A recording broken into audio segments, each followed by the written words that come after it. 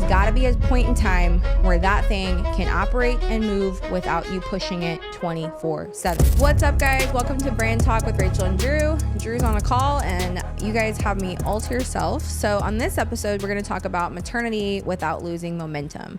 So a lot of times, especially when you are the talent of your business and you also own your business and you're running it and operating it, you're also like trying to build a personal life, trying to grow your family, trying to check in and, be able to expand there too, not just in business. The idea of taking a maternity leave can feel very overwhelming, or, you can become anxious about it or stressed out about it, or, the worst thing ever would be like, obviously you're working super hard to get everybody like, okay, you guys good. And then you have a baby and you're having to sit there and still run your company and having to be at everyone's beck and call. So this episode is going to be a unique one because this is very relatable for where I'm at in my life, in my pregnancy journey. I'm giving birth in probably 5 or 6 weeks by the time this airs. And I want you guys to be able to know what I have put in place. And this is the same exact plan that I followed at my last pregnancy. So, depending on how, young your business is, like if you just opened your business and you did it while pregnant, bravo to you. Like that's hard. I actually did that when I first opened the beauty lounge. I was actually pregnant with my son, Evan, who is now almost 10 years old. But I remember that right after I had him, I was immediately back to work. Like within like a week, I'd say, like I was doing everything. And I was just in like a studio set up at the time. I had about 3 chairs. I had 5 or 6 employees. And, like that was like manageable, like super manageable at that time. But it still required me to have to feel like I had to clock in for work and deal with things and answer questions and, order color and pay the bills and all the things that come along with owning a business, big or small. So I will say there's a very huge difference between my last pregnancy with Hendrix, who's now almost 2.5, and my pregnancy, almost 10 years ago with Evan. So as your business grows and progresses, right, like you should be able to be a lot more hands-off with your company as your business grows because you have things in place. You have people, you have processes, you have policies, you have systems, right? Or you should. And if you find that your business is 5 years old, 10 years old, 15 years old, whatever it might be, and you are wanting to expand your family and you feel like you can't because the business is still your baby, let me be clear. Your business is not your baby. Your babies are your babies. And your business has got to stop breastfeeding from you for years and years and years. There's got to be a point in time where that thing can operate and move without you pushing it 24/7. Okay. So that's not going to come from a time. It's not a time limit where it's like, oh, in 2 years I can do that. No, it's not time that's going to give you that freedom. It's going to be you taking control of your company and making sure that you're setting up things and people for success with policies, procedures, systems, and really just being very clear and transparent in your leadership as to what you expect and who do you expect to do these different things. It's also really important when you are trying to kind of cut the cord between you and your business a little bit to where you can then be more involved in your personal life and not have that constantly be on the back burner, boiling over, is to make sure that you have incredible leaders that you are developing and molding and really spending a lot of time mentoring. And so that's really where I spend a lot of my time, is helping answer questions for my managers, supporting them in what they need. I really don't talk a ton to our stylists or our assistants or any of the other people. Like when I'm in person, yes, like I am like all up in the salon. I'm talking to everyone. I'm engaging with everyone. I'm complimenting everyone. I'm offering help. I'm asking questions. I am like fully immersed in the salon when I'm there. And my goal when I go in the salon is not to run the salon, manage the salon, micromanage people. My goal is I'm just here for like whatever comes my way. And I'm here to be as valuable as possible to my team. And whatever that looks like, whatever they need from me that day, like I'm down, I'm here. All right. Now, my team knows they can message me anytime, right? But if it is a request on time off or what, like there's a system for that. There's a process for that, right? That's through our HR portal. If it's a question about or someone notifying like, oh, I'm going to be late, there's traffic or there was a wreck or my babysitter called out sick, or whatever all these like random things are, right? And that's it's kind of like a mosquito, like buzzing around, okay? That type of stuff, like I don't deal with that kind of stuff on a daily basis. I have put my managers in place to be able to intercept that kind of stuff, and they are dealing with the more day-to-day stuff. I'm more bird's eye view, like helping them, guiding them, supporting them, like challenging them. Like that's where I'm at. I'm not sitting all up in the day-to-day stuff. So I want to really break down my maternity plan. I think this would be helpful. I've shared this recently inside of our Salon Owner Club community. So if you are in the Salon Owner Club community, you already got first dibs to check this out, and you got to be on a call with me and learn about all of this stuff. If you're not in the Salon Owner Club and you want to join, I will put a link in the description for you to join. It's completely free just to get in there, be able to immerse with other salon owners just like you, and be able to get awesome resources that I believe every salon owner should have access to. So, number one, the main thing is you have to decide what your start and end dates are. Okay, so starting meaning what are the dates that you are going to go on maternity leave, and then what is the date that you're coming back. Okay, and it's extremely important that you are realistic with this time frame. Okay, so please don't be like, yeah, I'm just gonna, got an induction on Friday, whatever, June 2nd, and then I'm gonna be back like on the 9th. Like, do not do that to yourself. You have no idea what might happen, could happen, will happen with your delivery. Okay. Obviously, I hope that everybody has an incredible, healthy, easy breezy delivery. However, you've got to build in more buffer time than that, no matter what. Even if you have a scheduled induction, even if you've had multiple births like me, and you're pretty confident, like, yeah, I'm going to have the baby, I'll be home, 24 hours later, might go to the grocery store a few days later. Like, that's how I roll when I've had my babies, okay? So I'm not like laid up in bed doing nothing. Like I'm moving around. Like I'm not used to like sitting around. That's my preference, okay? But that still doesn't mean that like I'm ready or my baby's ready for me to go back into my workspace, okay? I need to be able to take the time that I need, even if I don't realize I need it, and also be able to give my time to this new little person that I just birthed, right? So also think about if you have other siblings that are in the home, right? Like I've got a 2.5-year-old. Like, it's kind of like when you let two dogs meet, like they got to kind of, get to know each other, so that's what I'm going to be doing. I'm going to be like trying to really bond and like thinking about Hendrix and, he can't feel like he's getting kicked out of our room, that there's this new little person there. I'm thinking about the integration of this new family member into our home. Right. And I'm thinking about, being able to just have a little bit of a slower pace. And not have to be somewhere, not have to lead a meeting, not have to be at this appointment, okay? So, like, just to be able to, like, look, there's 52 weeks in a year. Like, you can take a week or 2 or 3 or 4 or 5 or 6, okay? And I think that there's a period of time where you need to have almost like a ramp-up period before you actually go back. I'm not even saying full force, like half force, okay? That's what I'm suggesting. So when you're going back into the workspace, like, so your return date is really important. I want you to identify a realistic return date for yourself. And I would highly recommend that being no sooner than 3 to 4 weeks, okay? And while you're out, by the way, that doesn't mean that there is absolutely, like, you have no communication to the outside world, okay? So, sorry guys, I gotta hydrate. So, it's important that you have, clear communication with your management team. If you don't have a manager, you don't have a lead stylist, you like don't have anybody else that's a go-to person, your job between now and the start of your maternity leave is to figure out who that person is. And I'm not saying you need to go hire a manager. I'm not saying you need to go take on a big salary expense between now and then. What I am saying is you have plenty of time and notice. You got 9 months, 8 to 9 months, right? With a bun in the oven, you got plenty of time to figure that out. All right. And if you're at the end of your maternity, or your pregnancy like me, and you haven't figured that stuff out, clock's ticking, sis. So you got to figure out who's that go-to person.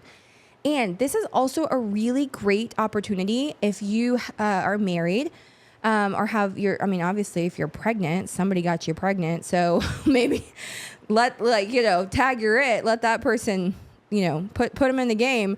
But it's a great opportunity for you to integrate your spouse into the business if that's something that they have a desire to do, and or if you guys aren't really sure if they have the desire to be integrated in the business, but you've like kind of talked about it. That's a really great period of time. It's not like a weird period of time where they can just kind of like try it out, see how they do, right? But make sure that you're setting them up for success and that you have clearly defined, these are the things that I need you to do. These are the things that I need her to do. These are the things that I don't need anyone to do, that I will do. Okay, so that's really, really important. So that was number 2. So number 1, again, deciding on your timeline, your start and your return date. And then, of course, number 2, who's the person in command? That's really, really important. Number 3, you, again, have plenty of time. Like, God gives you 9 months to figure it out, okay? It's not like you're giving birth to puppies and you're doing 6 weeks or so. Like, you got plenty of time to figure it out. And I think it's great that we have as much time as we do with baby. It's almost 10 months almost when you really think about it for you to get your ducks in a row, okay? So your ducks being in a row, maybe your ducks aren't even in the same pond right now. Or maybe you're like, I don't even know where my ducks are. Whatever that is, you've got to be able to identify clearly and realistically what things are being brushed under the rug, what problems are you constantly running into, right? Like, you are the Inspector Gadget of your company. Like, you really are. Like, if anyone's going to identify inefficiencies and problems in your business, it should be you. Like, you should be the absolute best at that. So anything that you find is like a constant thorn in your side, or you're like, oh my God, I feel like I always have to answer this question. Whatever those annoying little moments are, please know that there's likely a system or a process or some sort of something that can completely eliminate the idea of that happening ever again. But it's going to take a teeny bit of time, a very small period of time, for you to just write out an SOP, okay? So an SOP, if you don't know what it is a standard operating procedure, AKA your will for your business when it comes to that particular task. All right, so I want you to think about, like, for example, this is kind of hilarious and embarrassing at the same time, but my managers are always like, WWRD, what would Rachel do? And I'm like, they're like, we're going to get bracelets. I was like, please don't get bracelets. That's embarrassing. But I want you guys to think about that. Like, there should be, like, especially if you got management team, there should be so much amazing training and mentorship and guidance that you have been able to instill in your managers and teaching them and guiding them, doing it with them, not doing it for them, that they instinctively know, like, what would you do? If this happened, what would you do? Right? And they can make decisions like that and then have an automation of some sort while you're out on maternity leave. Because again, you've systemized, you've optimized, you have been able to create some incredible things in your business to where you can be notified of certain things, but it's not like this like fire that needs to be put out, randomly throughout the day, or multiple fires. Like, I don't expect to hear from my management team other than maybe them sending me a sweet text or sending some flowers to the house, like, or them swinging by to meet the baby. Like, I don't expect them to bring problems my way when I'm out. What I do expect is that, yes, there's probably gonna be problems, because you got people, you got problems. There's probably gonna be problems, and I trust them to fix those problems. I trust them to make decisions to mitigate those problems and to be able to fill me in if needed. Big mention, if needed. You don't need to know every single thing to be mentioned.